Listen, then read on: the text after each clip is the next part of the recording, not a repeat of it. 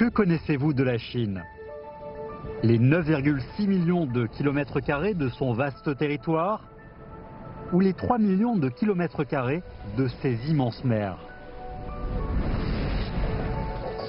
Ces paysages aux 4 saisons alternées ou une symphonie de glace et de feu? Quittant le sol et planant dans le ciel tel un oiseau, vous aurez une vue au-delà de votre imagination. On part pour des endroits ordinairement inaccessibles, afin de voir des merveilles réservées au ciel. Vu du haut, même les paysages les plus familiers changent sur cette terre où se déroulent nos vies quotidiennes.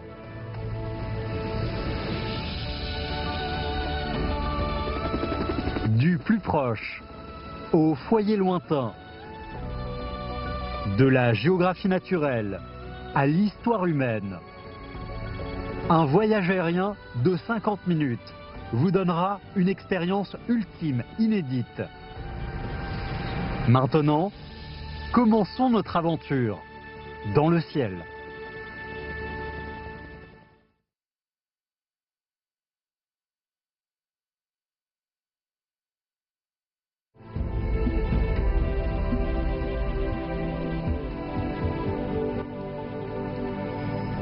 Différent des déserts mobiles, la partie sud du désert de Zusotoin-Elisen est composée principalement de dunes fixes ou semi-fixes. Sous l'influence de la direction du vent, les dunes courbes s'étendent dans la direction nord-sud. Vues du ciel, elles sont comme des branches flottant librement sur la terre brune.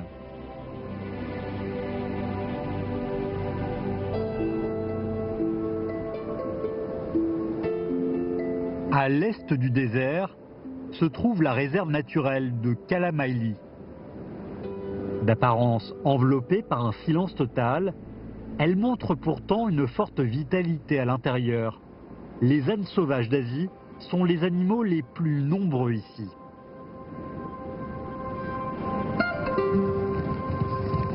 En hiver, les ânes sauvages forment un grand groupe.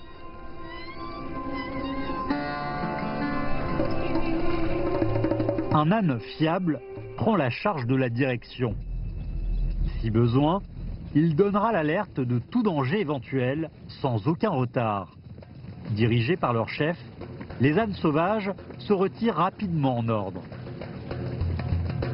Avec une vitesse de plus de 60 km/h, même les loups n'arrivent pas à les rattraper.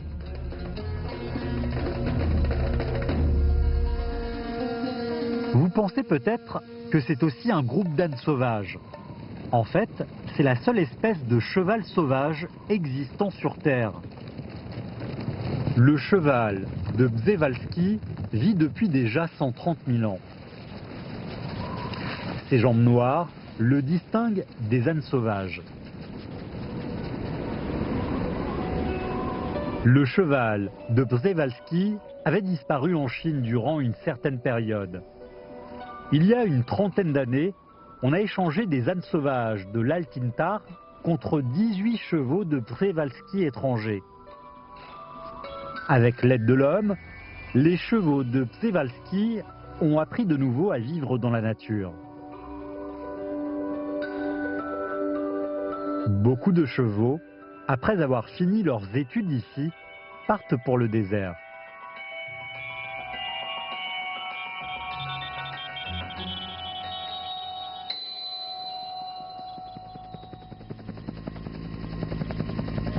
Volant le long de la montagne de l'Altaï, allons recueillir les histoires entre l'homme et la nature.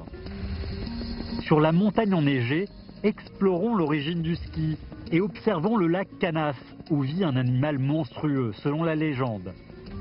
On va aussi apprécier l'habileté rare des pêcheurs du lac Ulungur, puis suivre les bergers kazakhs dans leur voyage vers d'autres pâturages.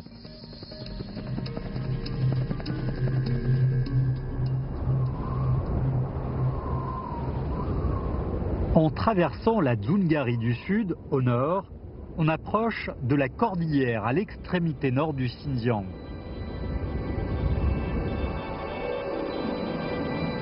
Ici se trouve l'étage nival le plus bas en Chine. Les neiges éternelles commencent dès 3000 mètres.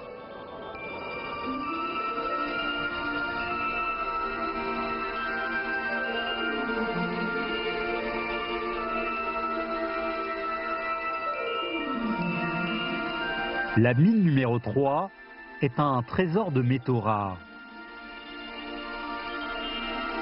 On trouve ici 76 des 100 espèces de minéraux fréquemment utilisés sur Terre.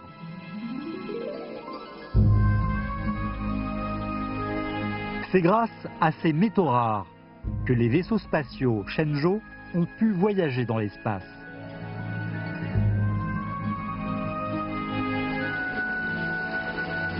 En langue mongole, le monde de l'Altaï signifie le mont d'or.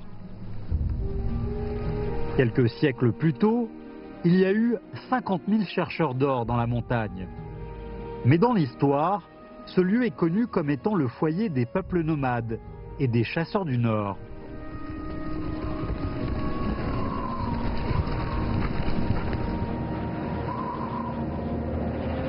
Il y a plus de 10 000 ans, les gens marchaient rapidement sur la neige, avec leurs pieds sur des planches pour chasser leur proie.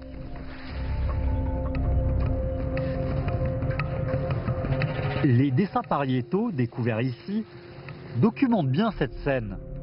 Altaï est aussi considéré comme l'un des lieux d'origine du ski.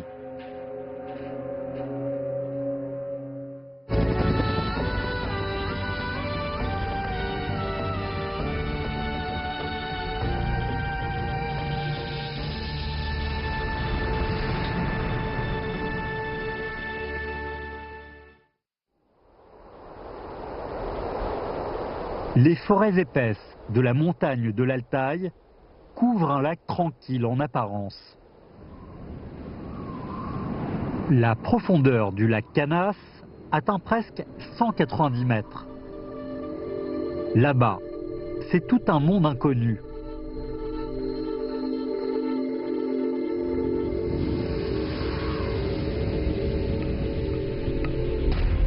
De temps en temps, il y a des gens qui prétendent avoir vu un animal monstrueux dans le lac.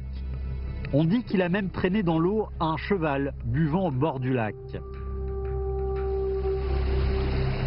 Beaucoup de touristes viennent au lac Kanas juste pour voir ce monstre.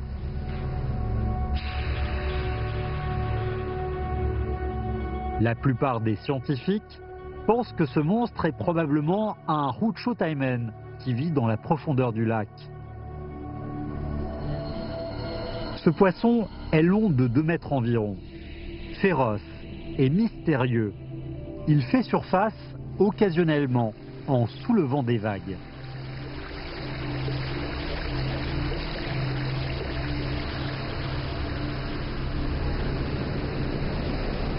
Le district de Furai, au pied de l'Altaï, est la plus grande base de pêche naturelle du nord du Xinjiang.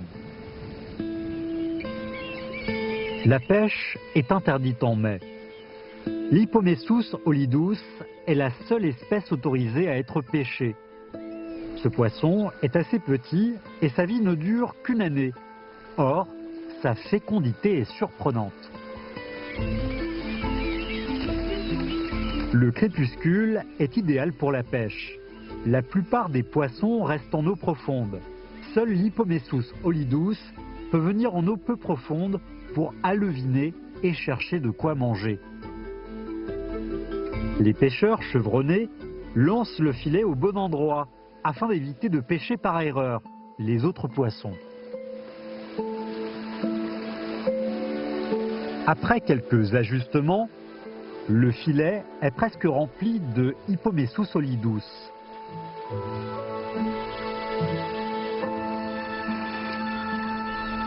L'été, à Furai, est une saison très occupée.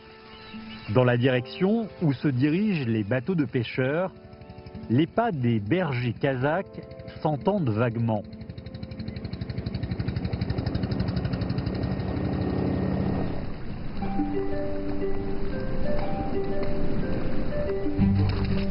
Les bergers doivent changer de pâturage à chaque tournant de saison. Les bagages sur le dos, ils vont aller avec leur troupeau en pâturage estival, situé à plus de 300 km d'ici.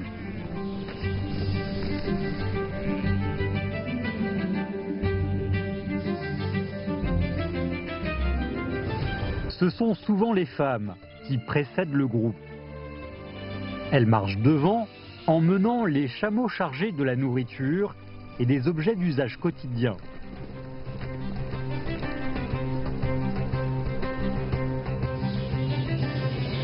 À l'arrière, les hommes s'occupent des troupeaux, qui sont les biens familiaux les plus importants.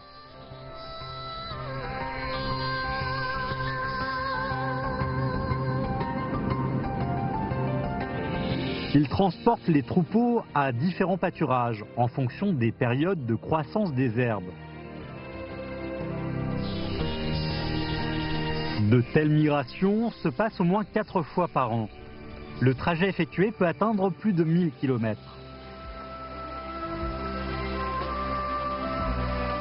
On pourrait dire que les Kazakhs sont ceux qui déménagent le plus dans le monde.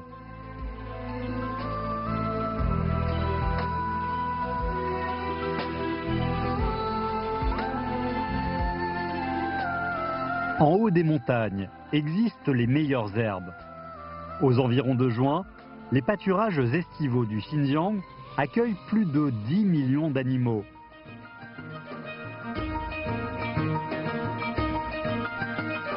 L'été est la saison idéale pour les engraisser.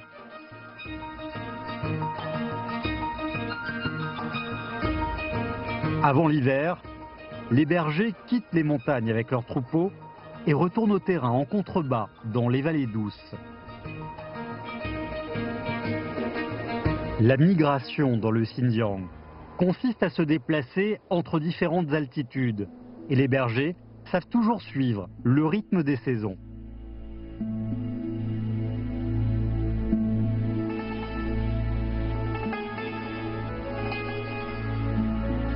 Les épicéas de Schrenk croissent dans la profondeur des monts Tian Shan. Avec des racines denses, chaque arbre est comme un petit réservoir d'eau d'une capacité de 2,5 tonnes. L'eau s'évapore même plus vite que l'eau de mer sur la même latitude. Les vapeurs montent et se transforment en pluie. Les forêts d'épicéas de Schrenk, en créant un climat humide, nourrissent les steppes.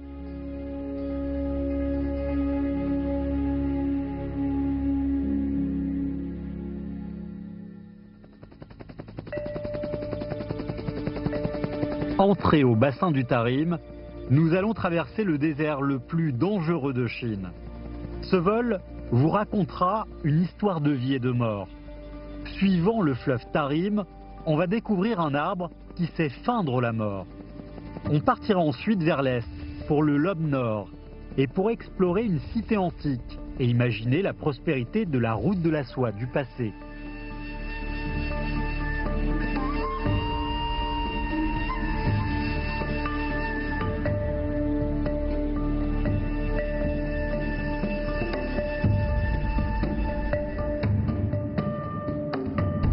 Au centre du bassin du Tarim se trouve le plus grand désert de Chine.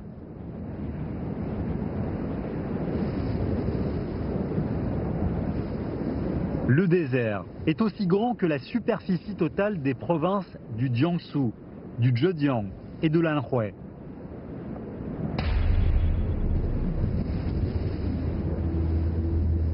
Dans la langue ouïghour, Taklamakan signifie qu'on peut y entrer sans pouvoir en sortir.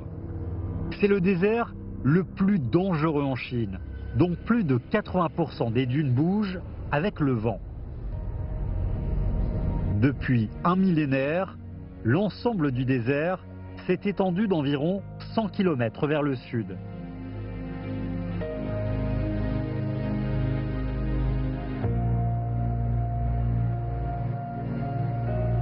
Au nord du désert, le long du fleuve Tarim, continuons notre voyage aérien. Le fleuve Tarim est le plus long fleuve sans embouchure en Chine.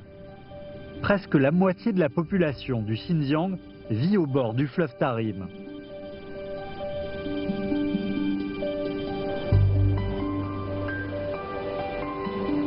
Les peupliers à feuilles diversiformes en automne sont le paysage le plus attendu du Xinjiang. Ici se trouve plus de la moitié des peupliers à feuilles diversiformes.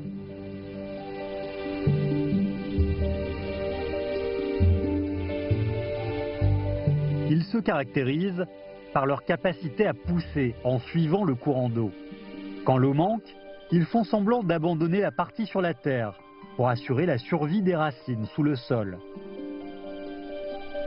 Des peupliers apparemment morts poussent des rejetons dès qu'une source d'eau apparaît.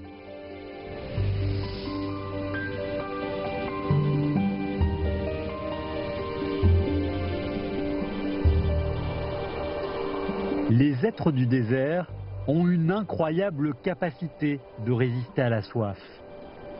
Les chameaux peuvent marcher dans le désert pendant une semaine sans boire.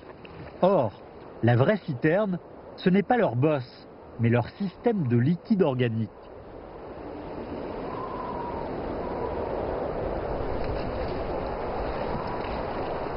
Le liquide d'un chameau de 500 kg peut lui procurer au moins 125 kg d'eau.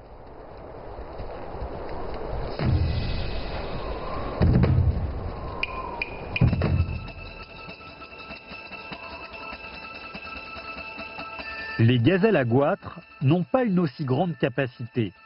Pour lutter contre la pénurie d'eau, elles dépendent plutôt de leur diligence.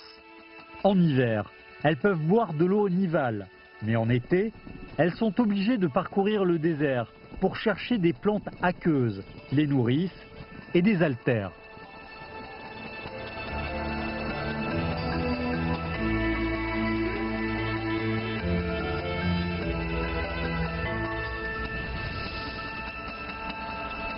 Ce lac bleu-vert est un lac de saumure à l'aube nord.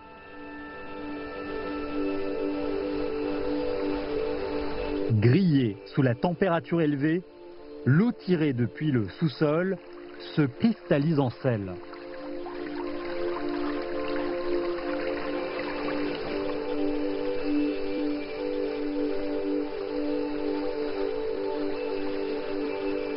Le lac de Saumur n'occupe qu'une petite partie du lobe nord.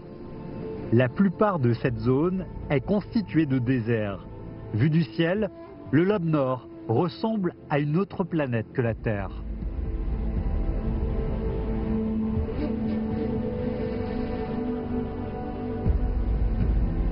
Le lobe nord a été un lac géant dans lequel débouchait le fleuve Tarim.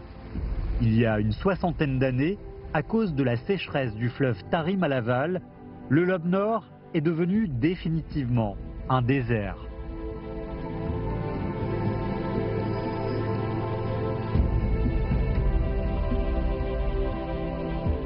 Au nord-ouest de l'aube nord, dans le vestige de la cité antique de Lolan, se dressent des murs. Comme pas mal d'écrits y ont été déterrés, on suppose que cet endroit fut le dépôt de dossiers secrets. L'eau avait engendré des villes sur l'ancienne route de la soie, même donné le nom à certaines d'entre elles.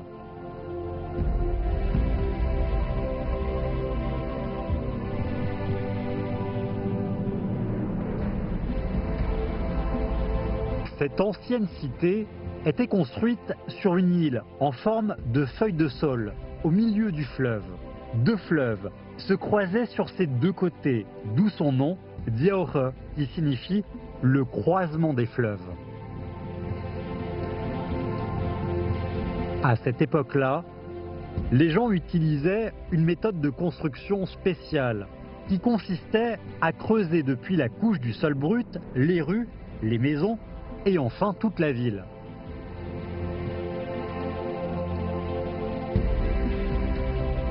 La cité de Diaore reste tranquillement ici. Pendant notre voyage aérien, on voit encore beaucoup de vestiges de cités antiques.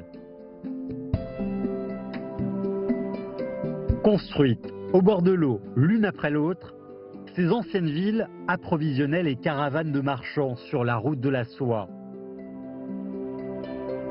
Sans elles, la culture et le commerce n'auraient pas pu s'étendre aussi loin.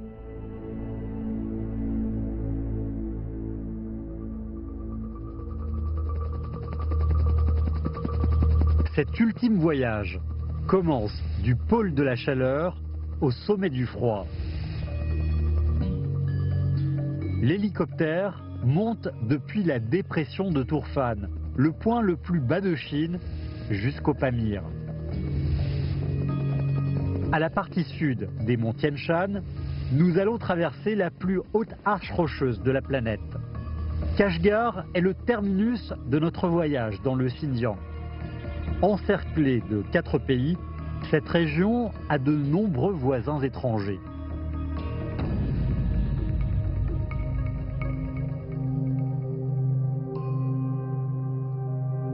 Pour la plupart des gens, c'est dans le pèlerinage vers l'ouest qu'ils ont connu pour la première fois les monts flamboyants.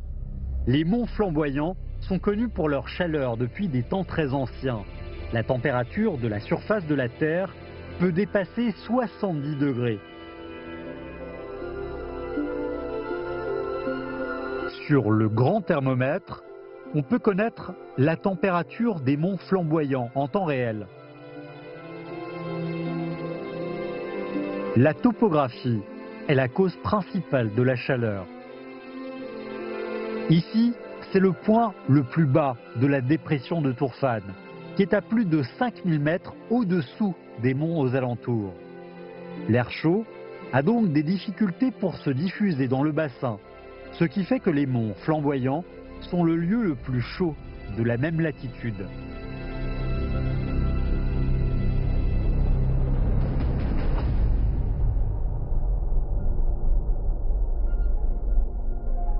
Contrairement aux monts flamboyants, où n'existe aucune plante, la vallée avoisinante est couverte de raisins. On dit que Turfan produit les meilleurs raisins de Chine.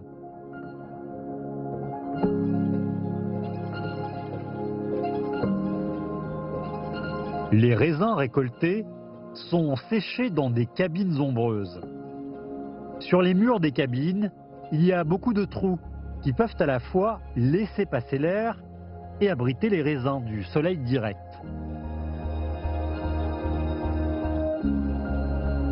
« 40 jours suffisent pour que le vent chaud et sec fasse sécher les raisins.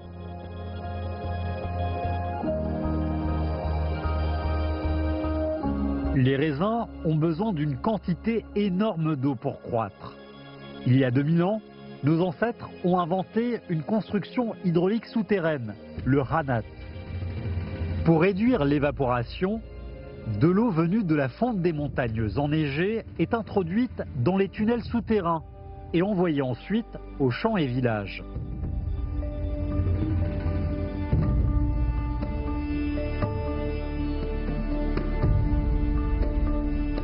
On dit que les tunnels de Ranat mesurent au total plus de 5000 km.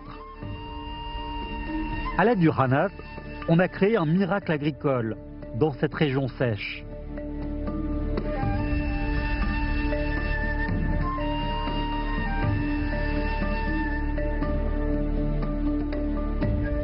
Parti de la dépression de Turfan, après 1300 km de vol, on arrive à l'extrémité ouest de la Chine, le Pamir.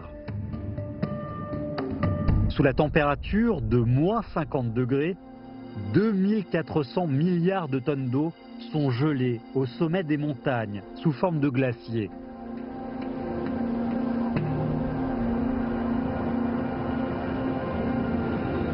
Le mont Mustaharata est nommé père des montagnes de glace. Il possède 280 calottes glaciaires, dont le volume d'eau est 280 fois plus grand que celui du lac Tianche.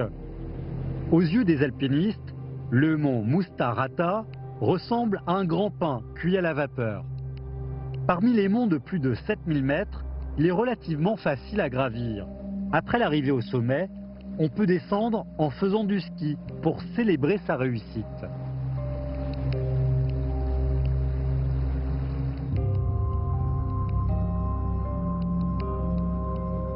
Cette arche rocheuse se dresse sur les monts Tian Shan, au-dessus de 3000 mètres.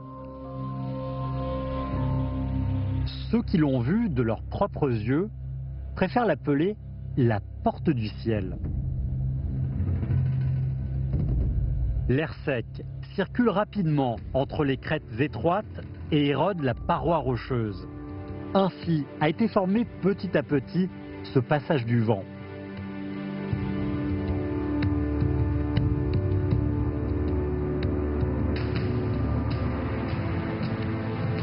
En 1947, un explorateur britannique a découvert cette arche rocheuse. Mais ces 3 tentatives de monter en haut de la voûte ont fini par un échec. En 2000, s'appuyant sur des techniques modernes d'escalade, une expédition scientifique américaine a enfin réussi à y monter et mesurer sa hauteur.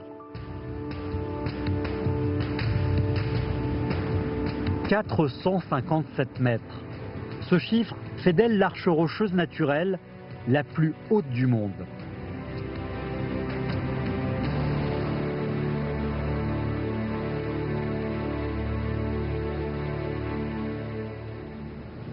Sorti des montagnes, on arrive à une oasis peuplée. Kashgar nous attend depuis longtemps. Les lignes nord et sud de l'ancienne route de la soie se croisaient à Kashgar, qui servait de relais pour les commerçants des contrées de l'Ouest. Aujourd'hui, la tradition commerciale persiste encore dans les bazars. Il y a une grande variété de bazars à Kashgar. Le dimanche est dédié au bazar des troupeaux. Ce sont les affaires traditionnelles millénaires qui animent la ville de Kashgar.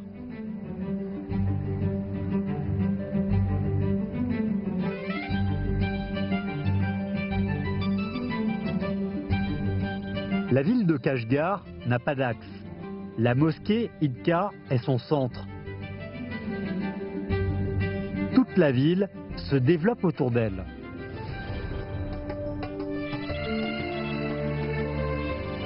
Normalement, 2 à 3 000 personnes viennent à la mosquée pour le culte. Alors que pendant l'Aïd al-Adha et l'Aïd el-Fitr, des dizaines de milliers de personnes se rassemblent ici.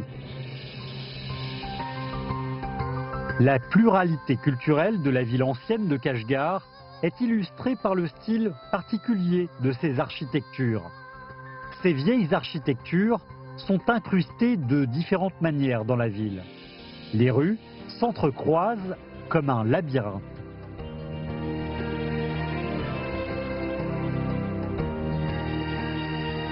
La longue zone littorale à l'est relie la Chine et le monde. La région ouest, enfoncée dans le continent eurasiatique, permet à la Chine d'approcher plus de voisins.